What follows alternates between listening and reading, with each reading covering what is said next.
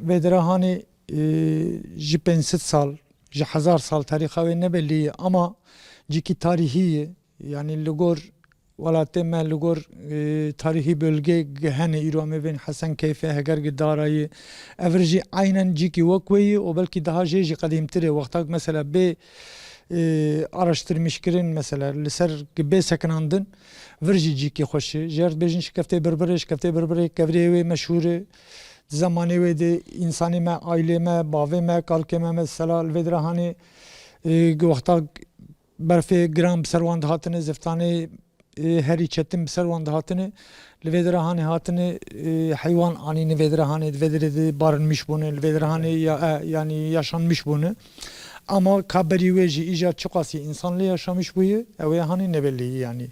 Daxwaziya me ji bo turizmê em tabii ki îro xelkê vir olarak yani ê bölge jî ê xurs olarak em dixwazin mesela cîkî wanî wexta keşif bibe.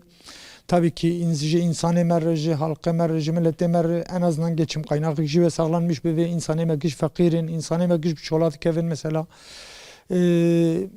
gelir kaynağı wan tiştek tuneyî doğru düzgün wexta îro vê dirahanê keşif bibe mesela îro rojê du süd heb turîst bê vê dirahanê yani bi seda insan ve ser geçim kaynağı xwe bike mesela ve geçime xwe serderbas bike. Bu Kızıltepe için büyük bir şans. Buranın bir an önce değerlendirilmesi gerekiyor. Diyarbakır Bölge Tabiat Koruma Varlıkları Bölge Müdürlüğü'nü de bir an önce göreve çağırıyoruz. Çünkü burası gerçekten kaybolmaya yüz tutmuş bir tarihi yapı. Bir an önce burada restorasyon çalışmalarının yapılıp arkeologlar gözetiminde kazı çalışmaları yapılırsa burada bence mucizelere rastlanacak diye düşünüyorum.